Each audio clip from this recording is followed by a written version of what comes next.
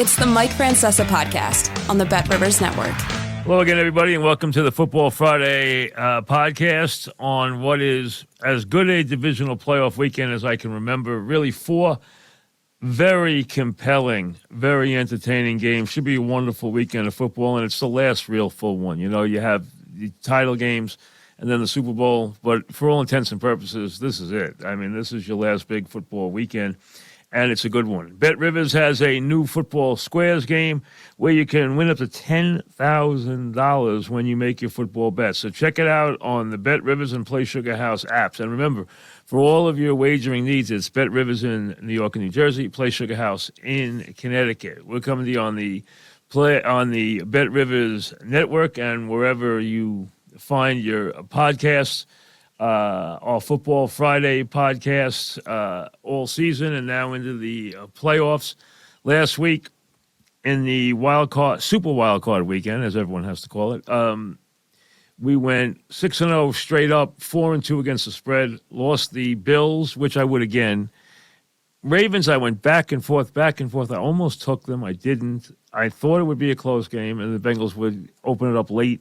I didn't trust Huntley, and the Ravens played better than that. They kept them under control the whole game, and the Bengals were lucky to win, but they did. But it was 4-2 overall, 6-0 straight up. But had a good regular season, and I've been very good with the Giants, as they keep pointing out. 10-2 this year. The Giants have been great on the road. I've been on them a lot. They've been a great road dog. They've been a great underdog. They've had as many underdog wins this year as anybody's had in memory. Plus, remember this, the Giants have historically been a terrific road dog in the playoffs. That's been their nature.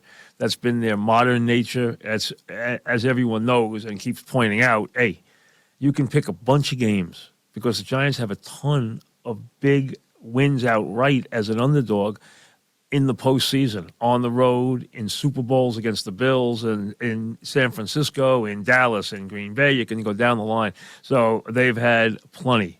And they've been a very good playoff team when they've made the playoffs, which hasn't been very often. Now, 4 games, as we said. In only one game is the quarterback matchup an issue on both sides. You have stars with Allen and Burrows. You have a budding superstar in Lawrence who had an incredibly weird game again last week, having a nightmare in the first half and a magic carpet ride in the second half, going against Mahomes. You have Hurts and Jones, who have become very much upper echelon. Hurts has become a star. Jones is right knocking on the door. You have one matchup, and that's Dak Prescott, who's been up and down all year, comes off a great game against Tampa. And you have Purdy, who is an unknown quantity, who is surrounded by all this talent, throwing to wide-open receivers in an offense with incredible, versatile, interchangeable offensive stars. And he's doing a great job. He had a bad first half last week. Could have had 2 or 3 picks. He didn't. Played a bad first half and then played a brilliant second half. So that's the game where, and that's the final game of the 4, but that's the game where the quarterback play will be an issue. We start with Jacksonville. The ones are up on Saturday, first in Kansas City, then in Philadelphia. They're the 1 seeds this year. 1 seeds have struggled against the point spread in recent years, as everybody knows. Okay, Jacksonville at Kansas City. Jacksonville has a coach who's very equipped for this kind of game, who has been a great underdog himself, who has been a historically good underdog in the playoffs. Lawrence shows you he's not going to blink. He might throw picks. He might throw 4 touchdown passes. He's got great ability. He's on his way to stardom. He could take the expressway. He could take the express elevator to stardom if he comes up big in this game. This game would establish him as a big star already in year 2. In year 2, he's got a division title, he's got a playoff win, and he's got one of the great comeback wins in the history of the NFL. So that's a lot for a kid who, let's be honest, has been on this fast track his whole life. He lost 2 games in high school in his life and won 2 state championships. He won a national title and never lost in college. And he's now in his second year after a nightmare first year. He's had a big second year, and he had a nightmare first half and an incredible comeback. To come back from the game he had in the first half and the second half is almost unbelievable. And he will now meet the Chiefs, who are making history themselves. The Chiefs have been favored in 14 straight postseason games, the most in the history of the league. 14 straight times, and they have not been a good favorite. They win, they don't cover a lot. And they don't cover when they're over a touchdown favorite. They are in this game. That's why the pick is Jacksonville, because Kansas City just doesn't win these games by a lot of points. They win them, and I think they'll win again here. I think they'll win the game. I'd be shocked if Jacksonville won. I will not be surprised in the least if Jacksonville covers. I expect it to be a competitive game. And Kansas City has no problem playing from behind. They have no problem if they get off to a bad start. And they do have a habit of playing close games. And they're very comfortable in them. And they win a lot. Here's an amazing thing this year. They lost Tyreek Hill. And everyone said, watch out. The offense is going to take a back seat. Well, the offense didn't take a back seat, but it clearly changed. 28 of 41 Mahomes TDs have gone to the tight end and the running backs. 28 of 41. This is a guy who throws to the tight ends, he throws to the slot, and he throws to the running backs. He doesn't throw a lot to the wide receivers anymore. They don't, they brought Tony in. They thought he was going to be big. He's spotty, but he's got ability. He's got ability. He could turn around and get 3 touchdowns tomorrow, and you wouldn't be surprised. But they have not thrown to the wide receivers a lot this year. They're going to throw to the tight end, and Jacksonville has had nightmares against the tight end, and they're facing the best tight end in the world tomorrow. And the best pass-catching tight end I've ever seen. I mean, that's what Kelsey is. And it's a very, very good offense. Very well conceived, run by a guy who, let's be honest, Mahomes has had some weird playoff games. But if he gets protection, he's golden. And if he gets protection in this game, Jacksonville's in big trouble. Let's be honest. But I think this is going to be a pretty high-scoring game. And I'm taking Jacksonville +9, but I think Kansas City's going to win. I think Kansas City's going to win by, 5-6 points, something like that. Maybe 7 points, but I don't think it'll be more than that. But I do think they'll win and move on as we all expect. I think Kansas City is going to the Super Bowl. And Jacksonville has had an incredible year. I've been a Lawrence guy for a very long time. And I expected big things out of him. He has come even quicker than we expected, without any issue. I think he is on his way to stardom. I think that goes without any saying. Giants and Philly in game number 2. These 2 teams now meet for the 3rd time in 7 weeks, which is really very unusual. They didn't play till week 14. Philly killed them in week 14. Philly just came in and obliterated the Giants. It's one of the few games where the Giants were just destroyed. They destroyed them with the running game. They destroyed them in the passing game. They destroyed them with the Hurts running. He was 7 for 77. Sanders had 144. They had big plays, 41-40, 33-24. They made big plays. They were on fire at that time. They led 48-14. The final score was 48-22. They destroyed the Giants in that game. They brought Hurts back in the last week of the season. The Giants made that game a lot closer with backups than anybody would have thought. Hey, the Eagles have not, they down-throttled here. The question is, can they rev it back up to where they were? Where they were was at an unbeatable level, but can they get back there? Number 2, can the Giants continue their very, very hot ascent? The Giants are playing better each week, and they're going to have to play better here to win this game. Listen, let's be honest. The Giants defensively are not a good match for the Eagles. The Eagles match up well against the Giants, and the Giants' defense this year has done it with a great stroke in the red zone with the blitzing of Wink Martindale, but let's be honest, they have given up a ton of yardage this year, both in the running game and in touchdown passes and in big plays. The Giants have given up a lot on defense. And last week they won the game with their offense. They didn't win it with their defense, but their defense did a good job on Jefferson and was sneaky good. But they won it with their offense. They're going to have to win this game. If they win this game, they're going to win it two ways in my mind. Number one, the Eagles are not going to be as healthy as predicted in key spots. If they're not healthy, and I don't think they are, that's going to hurt them. It's going to hurt. It hurts his running ability. What if Hurts takes a hit on the shoulder? Is Hurts going to run with abandon like he did in Week 14? Or is he going to be very careful to keep himself in the game here? That's going to be a big key. Number two, can the Giants get enough of a pass rush without blitzing so that they can change things up and give different looks? If they can, that's a big positive for them because it allows them to do different things in the secondary.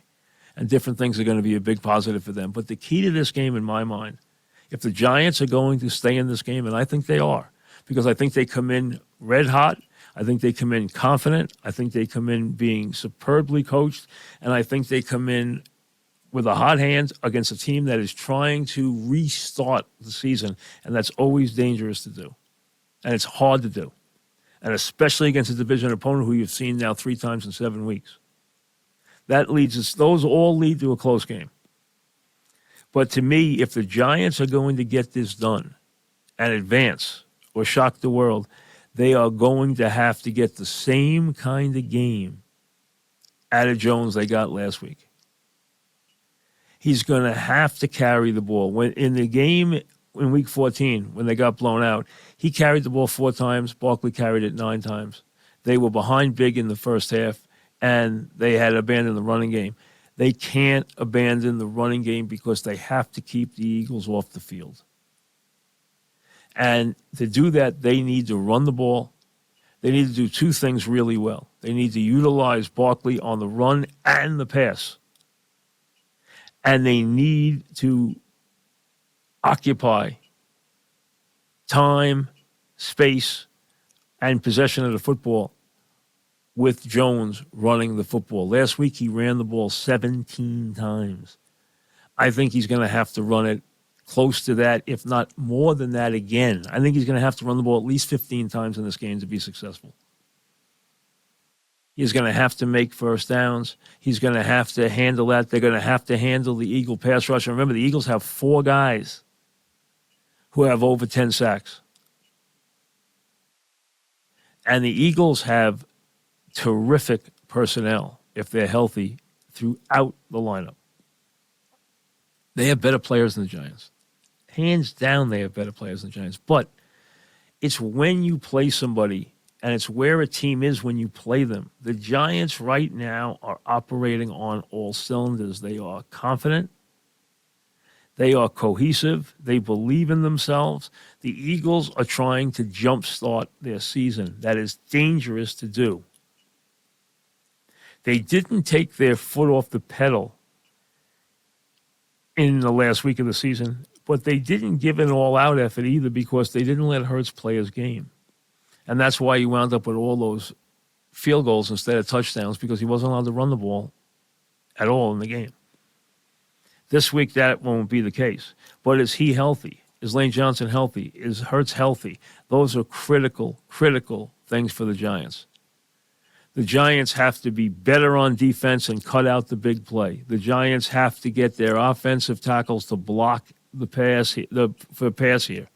We know they've done a good job against the run recently, but they have got to block superior pass rushes now in this game. So the young tackles are going to be put in a position where they have to come up big. And then the Giants cannot make a mistake on special teams. They cannot. The Giants have gotten elevated play from a lot of places in recent weeks. They've gotten better play along the defensive line from multiple players. They've gotten much better play at wide receiver with Hodgins stepping up, with James stepping up. They have gotten better play on the offensive line, especially in the running game. They are a confident team right now. They are loose. They are confident. They are coming into this game pitch perfect. I can't say the same about the Eagles. That's why I look for a close game. I think the Eagles are better, and they're home. I think they'll break the Giants' heart in this game, but I think it'll be a field goal game late. So I do think the Eagles will win, but I think it'll be 30-27, 27-24, that kind of game. I think there's going to be points. I think there's going to be a game like last week in Minnesota where the ball's going up and down the field. I think there'll be plenty of yardage in the game. I think both teams will be above 350 yards of offense. I think there'll be plenty of plays in the game. I think there'll be plenty of offense in the game.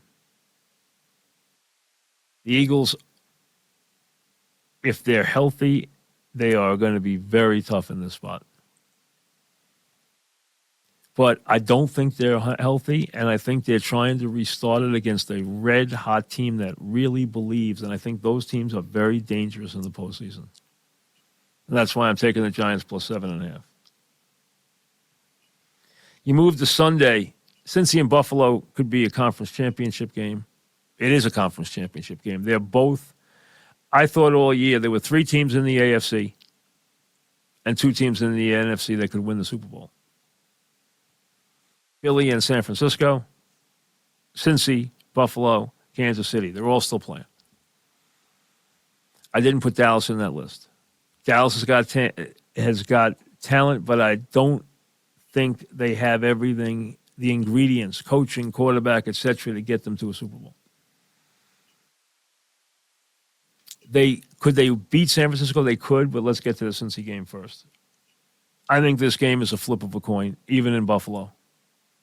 I think Burrows is every bit as good as Allen. I think Burrows is every bit as good as any quarterback in the league. The key is their offensive line. Is their offensive line healthy? Buffalo is going to come at you with a myriad of looks, and they're going to blitz from a bunch of different places. We know that. Can they put Burrows under the gun? But remember, we've seen him win games where he gets knocked down a lot. They have a lot of weapons. They're going to keep coming. They are a confident team, and they don't think they take a backseat to anybody. They've been annoyed this week that they're heavy. They've used it as a rallying cry this week that they shouldn't be underdog. Well, listen, yes, they went to the Super Bowl last year, but they're on the road in Buffalo. And, yes, they're a little more than a normal underdog from that. It's not 3 points, it's 5.5. But they've made a big deal out of that. It's a rallying cry. They don't need a rallying cry. They're good. We all know they're good. We all know they're capable of winning this game. I'm taking Cincy plus 5.5. Plus, I think Cincy's going to win the game. Something has been missing with Buffalo all year. And to me, it's accountability on the offense. They have allowed Allen this year to get into bad habits where he has repeatedly, even in wins, turned the ball over and turned it over in an ugly fashion. Look at last week's game. That game was over in the second quarter. That game was on its way to 42-3, and instead it was 17-17 at the half because Buffalo broke down in the last 7 minutes of the first half. They had the Knox touchdown negated, so they went from a 21-point advantage to a 17. He then threw a pick at 17-0 that was returned into Buffalo territory and resulted in points. He then they got a punt return that resulted in points, and then they got another pick that resulted in points. The next thing you know, it was 17-17. He fumbles the ball for a touchdown to open the second half, and now they're down 24-20 to Cincinnati. It was 20-17 at the half after they came down and got the field goal. When they made it 17-17, they made it 20-17 going into the half. Coming out of the half, they make a mistake. Now it's 24-20 Dolphins, and the Dolphins stayed in the game the rest of the way. They cannot be sloppy like they've been, but I don't think they can turn it on and off. They've been sloppy all year. They've given up big plays in the secondary. They've given up major mistakes on offense. And Allen has turned the ball over in the red zone repeatedly. He cannot turn the ball over in the red zone and win this game. Since he's a 5.5 point underdog, I like Cincy plus the 5.5. And then Dallas and San Francisco. Dallas has the talent to play with San Francisco.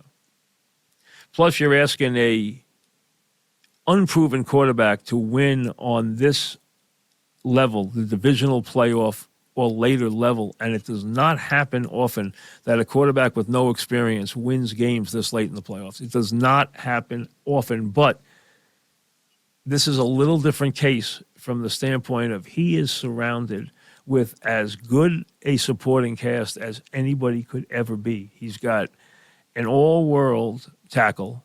He's got talent everywhere. At tight end with Kittles, at running back with McCaffrey, at running back with the backups, at wide receiver with Samuel and Ayuk. They have talent everywhere. He's throwing the ball into open spaces, into open looks. They have cleaner looks for their wide receivers running in open space. They get more separation by over a yard of any team in the league on every pass play. He also, since week 14, Purdy has thrown more TD passes using motion and shift than any quarterback in the league. Shanahan is a master at clearing out space with his movement. Plus, they have talent that is incredibly interchangeable and versatile. McCaffrey can catch. Samuel can run. They do a ton of different things. They can bury you with the tight end. They can bury you with the wide receiver. They can bury you with their pass rush. They are great on both lines. They're a superior team. Dallas has got a major pass rush and a great player in Parsons.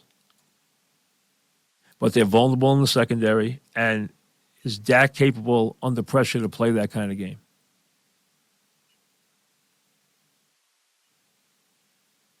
There's two things. The key weapons that have to be taken away if you're the Niners are Lamb, Pollard,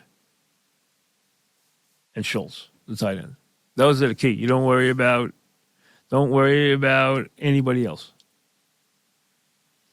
And the key to the offense for the Cowboys is Pollard. He has become the integral piece to that offense. The offense will not work unless he has a good game.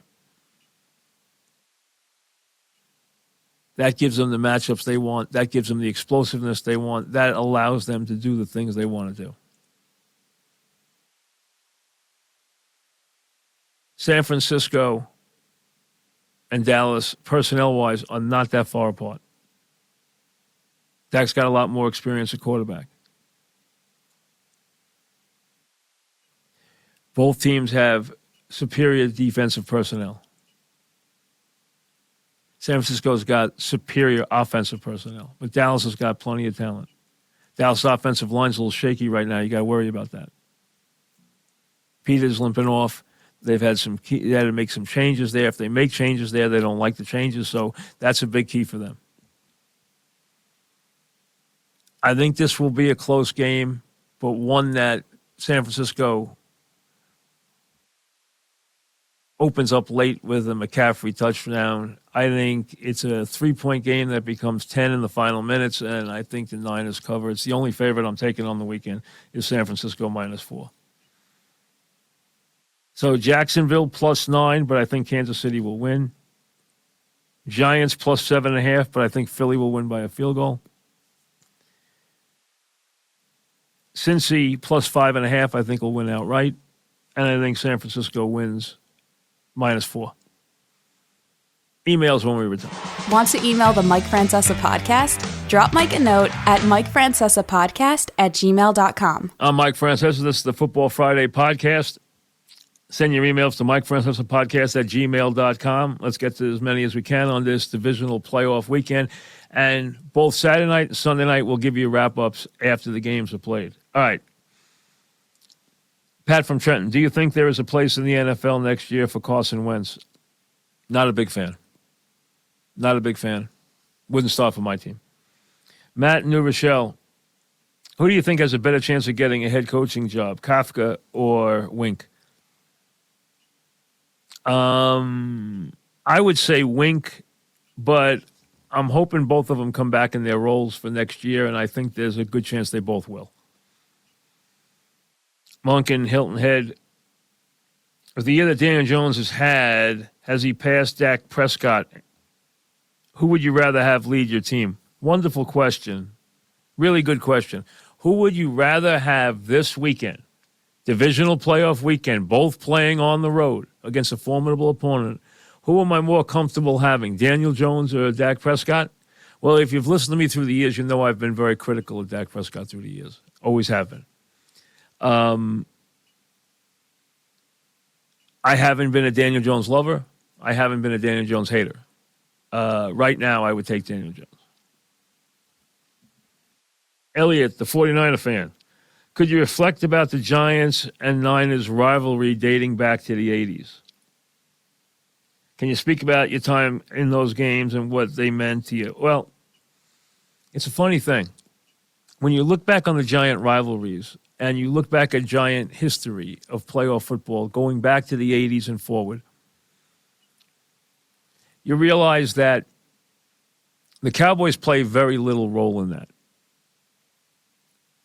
Dallas and the Giants usually have not been good at the same time. When the Landry Cowboys were dominant, the Giants were bad. When the Parcells Giants were good, the Cowboys were bad. So, and then when Jimmy had his team, the Giants weren't of the same ilk. So they have not been good at the same time. That's not the case with these other teams. They've had a rivalry, obviously, with different teams, and especially one with the Niners. Now, there were two teams that were often on a collision course, and they couldn't be more. They could not be more different, and that's the Parcells Giants and the Walsh Niners. Parcells was not he understood what Walsh meant to the league, but he was not a huge believer in the way in the Walsh philosophy. Their philosophies were very different. Okay, Parcells had more in line with a Gibbs than he did with a Walsh, but he dominated Gibbs. And he did very well against Walsh. The Giants had success against the Niners, and that's impressive considering how good the Niners were. But then you come down to the game that really was the game that was so important, and that was the three-peat game. Okay? We were at that year, which is 90 for the Giants. The Giants win it, of course, in 86. Now, in the 86 playoffs, remember the Giants in 86 beat Washington on their way to beating Denver. They beat Washington in the Super Bowl. Now, remember, a year before, they lost to the Bears. Okay, the Bears lost to the Niners, came back and won the Super Bowl. The Giants lost to the Bears, came back and won the Super Bowl. The Redskins lost to the Giants, came back and won the Super Bowl. So 1 year played into the next. Now, you get to 90, the Giants are having a great run. They go to San Francisco on a Monday night. Dog and I went to that game because I had a guy calling me up all year that year. And he had this idea. And I kept putting him off, like, yeah, I'll get back to you. Well, finally, I picked up the phone, I talked to him. The guy's name was Barry Lieben, who's now gone. And he started a thing called Big Blue Travel. And that was the year he decided to run his first trip.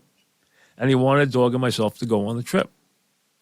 So we went out with the Big Blue group, and we also did our shows from the first game they ran a trip for was in San Francisco for that Monday night game, which the Giants lost. Well, then we were right back there during the Gulf War with no week off.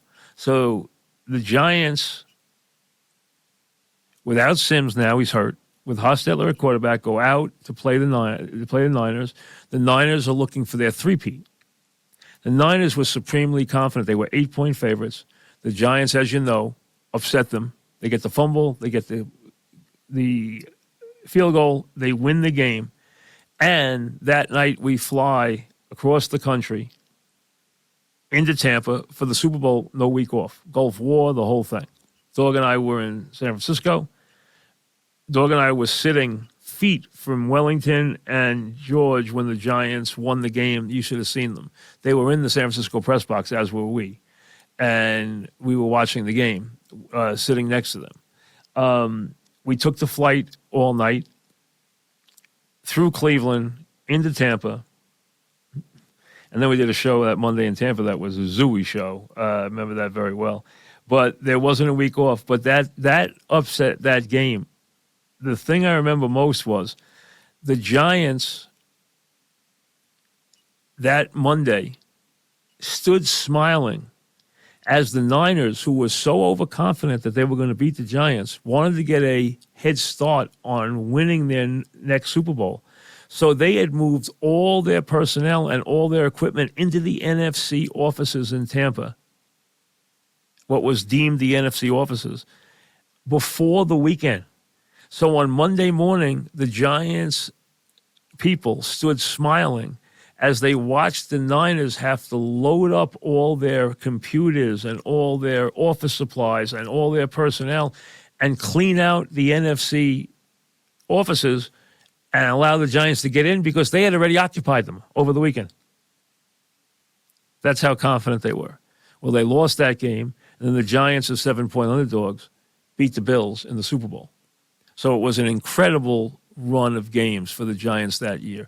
They were a wonderful team. They lost their quarterback. They devised a new offense. They went to a lot of 3 tight ends, and they ran the ball with Hostetler, and, they played a different game, and they didn't turn the ball over ever, and they were a wonderful team. And they upset the Niners as 8-point underdogs on the road, and then they upset the mighty Bills, who had beat the Raiders 51-3 in the AFC title game, and upset them in the Super Bowl, as we know, wide right forever. That's the saga of the Giants. Now, the Giants and the Niners have had some other wild games, as we know. I'm not going to go through every one, but they have had some wild games, so they have that history. Giants have that history in the postseason with a lot of teams. They don't have a lot of it with the Cowboys. They have the Emmitt Smith game, but there's not a lot of it with the Cowboys. There's a lot of it with the Niners. There's a good amount of it with the Redskins. There's a little bit with the Bears, plus and minus, and there's some with the Eagles. Now, remember, it's funny, during those years, Buddy Ryan's Eagles team always gave the Giants a lot of trouble. Now, they didn't win playoff games, but in the regular season, they always gave the Giants a lot of trouble. Really did. A lot of trouble. That defense gave them a lot of trouble. But the Niners and the Giants pretty much played to a standstill through the years. They had a different way of doing things. The Niners, of course, won more Super Bowls. They got there more consistently. But the Giants, when they were there, they stood toe-to-toe very well with the Niners. But they do have a interesting history. And that's one game that the Giants are extremely fond of, that three-peat game. The Bucs fired Leftwich as offensive coordinator and a bunch of other assistants. Could the problem in Tampa be Todd Bowles is not a great head coach, as we saw in New York? Listen, I think Todd is a better defensive coordinator than he is a head coach. He's a good man. I like Todd Bowles. He's not a great head coach. He's a wonderful defensive coordinator. He got to stay, and a lot of his assistants walked the plank. We'll see where that takes them. We'll also see who's their quarterback next year. Roger from Virginia, do you think Mahomes would have been this good, this great, anywhere, or is he a perfect fit with Kansas City? I think Mahomes would have been a top talent anywhere, but I think he was a perfect fit in the machinations inside the imagination of the Andy Reid offense. I think the way he can do things, deliver the ball in off angles, come up with improv plays the way he does, I think it plays very well into the mind and into the imagination of Andy Reid as an offensive coach. So I think they were very much good for each other. So I think it has accentuated his success. But let's be honest. What Andy and Mahomes need for all their success is another Super Bowl. And maybe this year they get it. Remember, they have been a fixture here now for a bunch of years at the top of the sport. Favored in the postseason for 14 straight postseason games, an all-time record this week. They have become a dominant force in this league year after year after year. Andy Reid's had a brilliant career. One more Super Bowl puts him and he will be long remembered as one of the great coaches in NFL history because he's got a zillion wins, and he did it with 2 franchises. So one more Super Bowl will really ice it for him in a very, very big way. We will be with you Saturday night after the games. We will be with you Sunday after the game, so look for our post-game analysis of the divisional playoffs. We'll be up after the Giant game Saturday night. We'll be up after the Niners and the Cowboys conclude their game on Sunday night. We will then be down to the Final Four and down to championship Sunday. So very exciting time. And like I said, the 5 teams I thought at the start of the season or early in the season would be here, they're all here. And we'll see. The biggest intruder, well, there's 2. Jacksonville was not expected to be anywhere near here, and the Giants were not expected to be anywhere near here. Dallas was expected to have a pretty good season and could definitely be here. But the 2 that were not expected to be here at all are Jacksonville, which is clearly playing with house money in Kansas City, and the Giants, who are clearly playing with house money in Philadelphia. I know a lot of people are on the Giant bandwagon right now because of the way they're winning and their history of being very good in the postseason as an underdog. But they were picked to win 7 games this year. And they got to the postseason, and now they've won a postseason game. And now if they should get to an NFC title game, it will have been just an incredible – it's already been an incredible season. That will just be another layer to it with a win.